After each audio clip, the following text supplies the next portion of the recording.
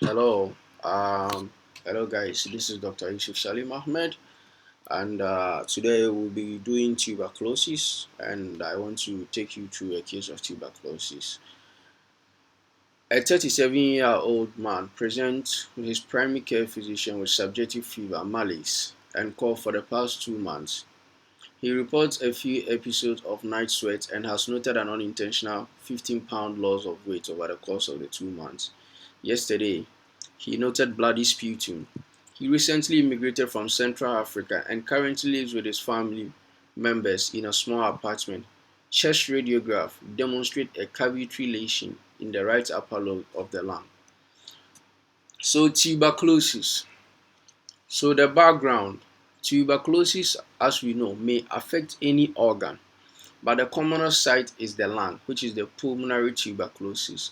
It may affect any organs. Other sites include the joint, brain, the urinary tract, the lymph nodes. It's termed as extrapulmonary tuberculosis. Tuberculosis patients may have acid-fast bacilli in their sputum and are most infectious and spread the disease through respiratory droplets when they cough or sneeze. Drinking unpasteurized milk may cause bovine TB, which manifests as abdominal tuberculosis. Immunocompromised patients such as HIV and diabetes mellitus have a risk factor for developing tuberculosis. In children with severe malnutrition who show poor response to dietary treatment, tuberculosis must be considered and excluded. So the causes, we have Mycobacterium tuberculosis, Mycobacterium bovis, and Mycobacterium africanum 1 and 2. By the way, there are other causes of mycobacterial infections. So, for example, the mycobacteria family, you have Mycobacterium leprae, which causes leprosy, and we have Mycobacterium ulcerians, which causes Buruli ulcer. It's a type of non-specific ulcer that is normally caused by Mycobacterium ulcerians. So let's go to the pathogenesis of the primary tuberculosis. So following formation of subpleural lesion, bacilli are rapidly transported into the hilar lymph node and produce hilar lymphadenopathy. Both these two components, subpleural alveolar lesion and hilar lymphadenopathy and the connecting lymphangitis, are jointly called the primary complex, which is commonly seen in the mid and lower zones of the lungs when viewing the X-ray. So secondary tuberculosis, the cause of the secondary tuberculosis.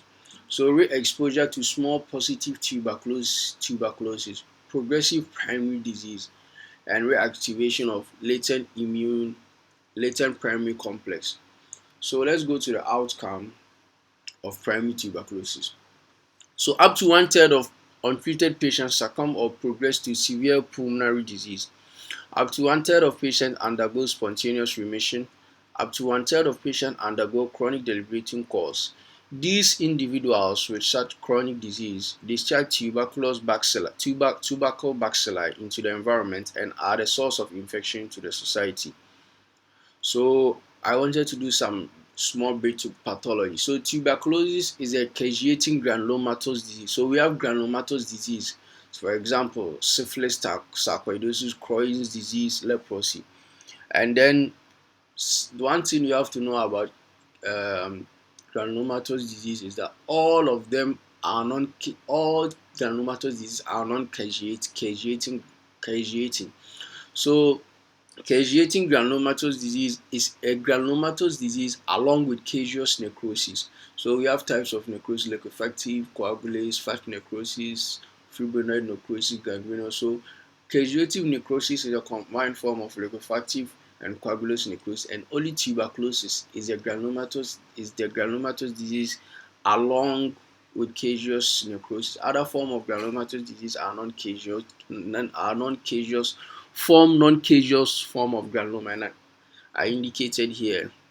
Granuloma is a specialized form of chronic inflammation characterized by small aggregates of modified macrophages, epithelioid and multinucleated giant cells. So the symptoms in the history, the patient will indicate a history of fever, night sweat, productive cough, normally greenish sputum, hemoptysis, pleuritic chest pain, weight loss. So one thing you have to know is that when it comes to chest pain, you have to differentiate between the cardiovascular causes and non-cardiovascular causes of chest pain.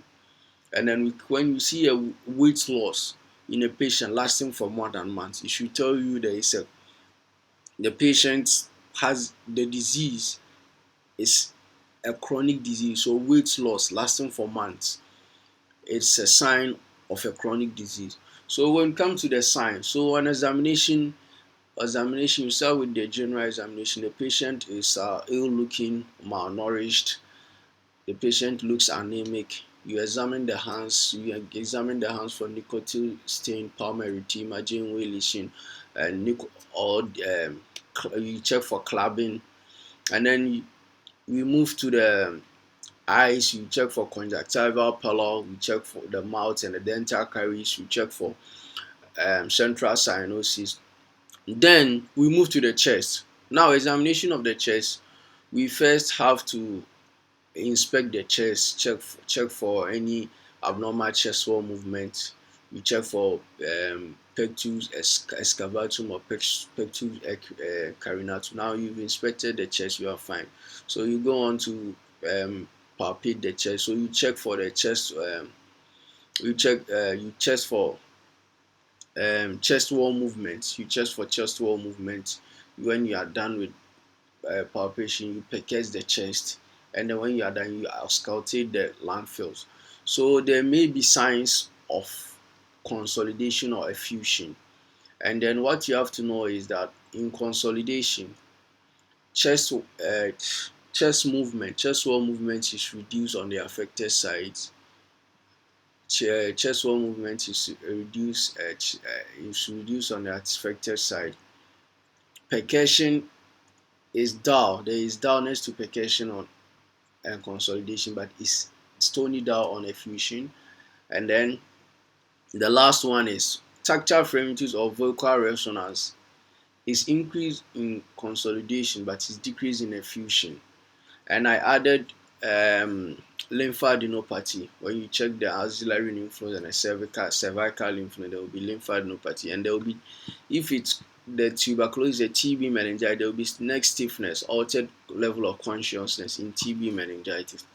So we go to we move to the investigations. After you are done, you have your history, your differentials, and then you have your investigation. So I'll talk about the differential diagnosis when I get back to the case, so don't worry. So the gel-Nielsen stain for acid-fast bacilli, if it's positive, the patient has tuberculosis. So you do a chest x-ray. You can also do a mantle test. You can also do a microbacterial culture. You can do other auxiliary tests like full blood count, ESR, LFTs, and HIV serologies to exclude an HIV infection. So the management we go to the management. So the management objectives is to cure the disease, to prevent transmission, to prevent the development of drug resistance, to offer psychological support, to investigate close contacts. So the non-pharmacological treatment is to counsel and reassure patients, encourage good nutrition, and admit severe ill patients. So we move on straight to the management. So when we come to tuberculosis, we have first line drugs such as rifampin, isoniazid, pyrazinamide, ethambutol, streptomycin. The first line drugs are 5. And then we go to the second line drugs: kanamycin, capromycin, levofloxacin, prothionamide, cyclosporin, and para-amino salicylic acid. So the first line treatment. So what we do is that all new cases of pulmonary TB, when we are managing a case of tuberculosis, we have initial phase and continuation phase. So the initial phase for all new cases of pulmonary TB is 2 months. So you give 2 months of isoniazid, You give 2 months of isoniazid, rifampin, pyrazinamide, ethambutol, and then you give 4 months of um, isoniazid and rifampin. And one thing you have to know is that we always add pyridoxine, which is vitamin B6, to isoniazid, because one of the side effects of isoniazid is peripheral neuropathy. When we are doing pharmacology, we do the side effects of all these drugs. I'm not going to go into that. So the second treatment is treatment failure, relapse, or uninterrupted treatment. So previously, you can give five five HRZE, which is five isoniazid rifampin pyrazinamide ethambutol, or you can give 2 months of streptomycin, and then 2 months of streptomycin in the initiation phase. You can give 2 months of streptomycin only, and then continuation still on the initiation phase. Then after 2 months of streptomycin, then you continue with 3 months of isoniazid rifampin pyrazinamide ethambutol. Then when you come to the continuation phase, then you give isoniazid rifampin and ethambutol.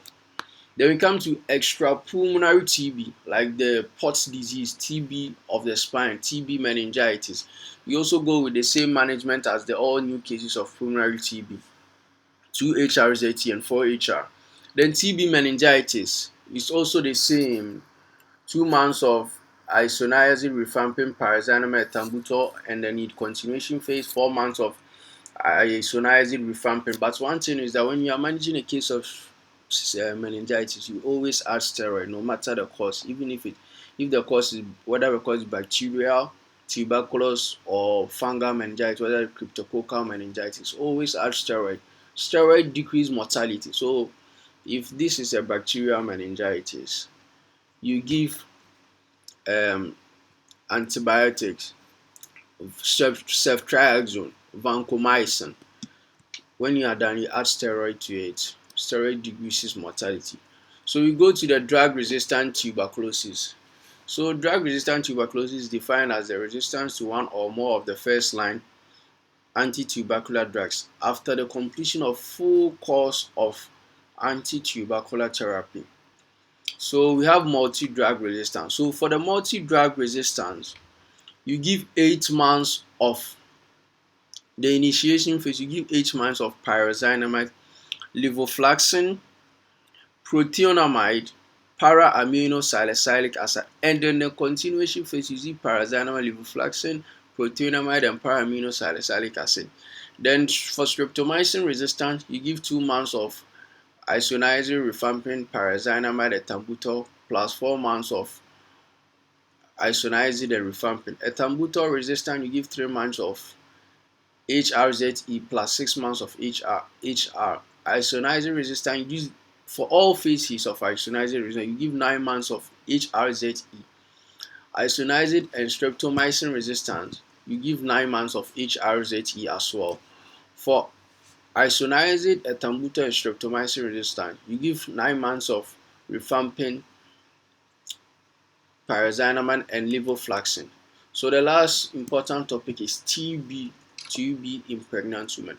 So for TB in pregnant women, we start with the initiation. We start with 3 drugs, 2 months of isoniazid rifampin pyrazinamide, and then 4 months of isoniazid rifampin. Ethambutol can be added later, but streptomycin is contraindicated in pregnancy. So streptomycin is contraindicated in pregnancy. So that's what you have to know. So let's get back to our case. So the case, it says that a 37-year-old man presented to his primary care physician with subjective fever, malaise, and on call for the past 2 months. He reports a few episodes of night sweat and has noted an unintentional 15-pound loss of weight over the course of 2 months. Yesterday, he noted bloody sputum. He recently immigrated from Central Africa and currently lives with his family members and small apartment. Chest radiograph demonstrate cavity lesion of the right upper lobe. So one thing you have to know is that when you are always giving a case, when you are reading the symptom. So the moment you read the presenting complaint, you should have your differential diagnosis. So let's tackle it one by. So a 37-year-old man presents to his primary care physician with subjective fever, malaise, and cough. Let's just pause there and cough. So fever, malaise, and cough. So it should tell you that fever, malaise, and cough. It could be so start with the systemic cause. So the probable cause is a respiratory cause. So fever, malaise, cough. So differential diagnosis. It could be pneumonia. It could be an effusion. It could be an upper respiratory tract infection. So when it says that for the past 2 months, then all those acute causes goes off. So for the past 2 months, tuberculosis, so fever, malaise, cough for the past 2 months, tuberculosis comes in, pleural effusion comes in, lung abscess comes in, the acute infection goes away. So 2 months cough, it will tell you that this infection is probably a chronic infection. So he reports an episode of night sweat and has noted unintentional 15 loss of weight over the course of 2 months. So weight loss plus cough and night sweat. Now the differential diagnosis has been narrowed to two. So this presentation, weight loss for the past 2 months, night sweat, and then he has noted a bloody sputum. So it narrows that to tuberculosis and lung cancer. All right, tuberculosis and lung cancer. So looking at his age, lung cancer is less unlikely here, and it has stated in the social history that he recently immigrated from Central Africa, and tuberculosis, as we know, is more common in developing countries, and currently lives with his family members in a small apartment. So we have two major differential diagnoses, which is lung cancer and then tuberculosis.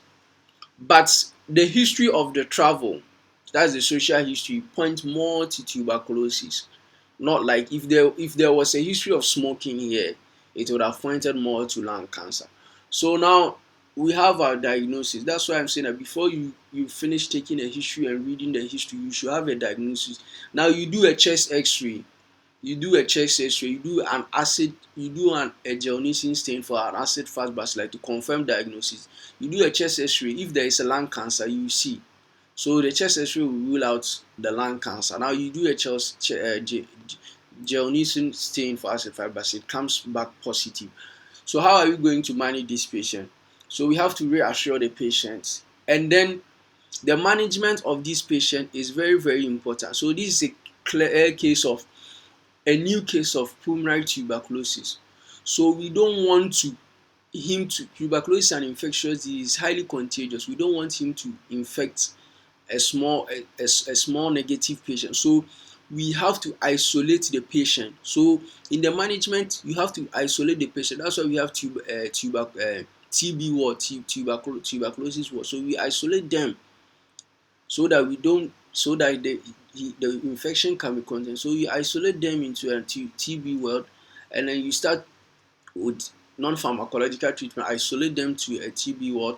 Start with good nutrition, encourage good nutrition, reassure them. And this is a severe ill patient. You start with full course of anti-tubercular therapy. So in initiation phase, you start with the 2 months of isoniazid, rifampin, and ethambutal paracetamol, and then 4 months of isoniazid and rifampin. So that's it for today. I hope you enjoyed the video, and thank you very much.